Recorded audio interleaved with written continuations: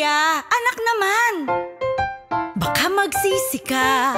Minsan lang dumating ang ganitong pagkakataon. Momsy, there are many fishes in the oceans. Ano ba talaga ang type mo?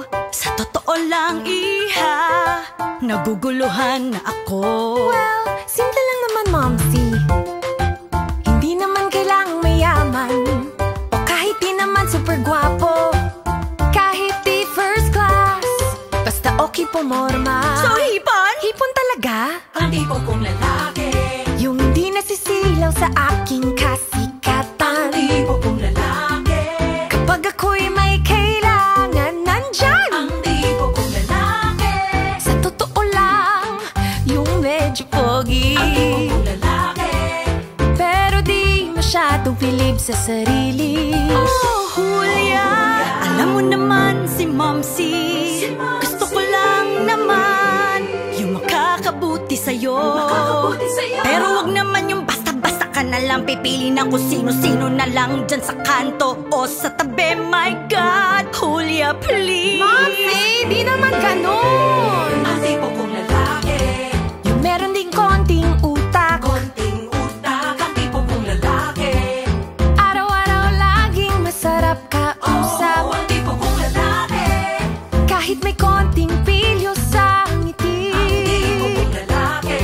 basta laging sa akin umiibig. Sa tono ng pananalita mo, parang ayaw mo sa kanilang lahat. Hindi naman pwede yun. But what can I do, Momsy? Hindi sila umabot sa standards ko. Abababaan mo kaya?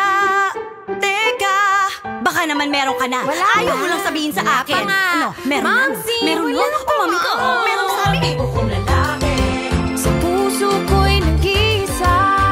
ang tipo kong lalaki, Siya lang, wala nang iba. ang tipo kong lalaki, Kung nasaan ka ang tipo kong man, lalaki. miss na kita. Bakit nga kasi hindi ka pa pumili? Ba't pa kayo nagmamadali, Momsy? Ayoko lang naman ay maiwan ka sa biyahe. Don't worry! Nagwa-worry ako!